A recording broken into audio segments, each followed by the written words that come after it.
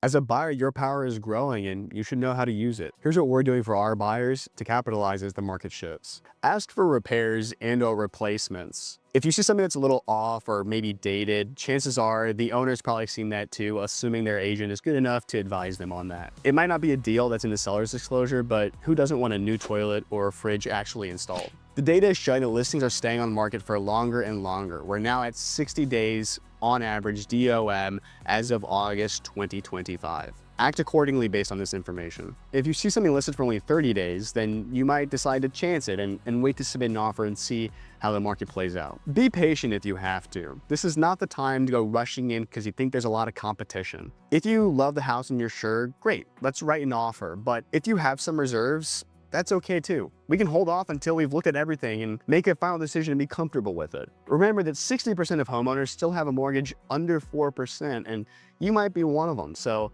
hold that mortgage for a little bit longer if you have to. You need patience after you close too, because you don't want to turn around and then have to sell in a buyer's market. So time your exit appropriately. Wait until it shifts back in your favor. Now, obviously, there are extenuating circumstances that might force us to move when we weren't expecting to, but if you can, time it right. Look for equity plays. As an investor and someone who works with a lot of investors, we're seeing more and more opportunities present themselves for a value add and to be under leveraged, or in other words, to get your loan to value number down, right? You want to have as much equity in a building as you can so that if things do turn, you don't have to pay off a huge mortgage. This will make you more bankable, and you might be able to take that money that you invested, or at least some of it, out on a refi and then invest that in something else. Look for price points above your affordability. Now, I know this sounds weird, but my point is that you can probably get them down into what you are hoping to spend. Say your budget is $350, but you're looking at listings in the $375 range.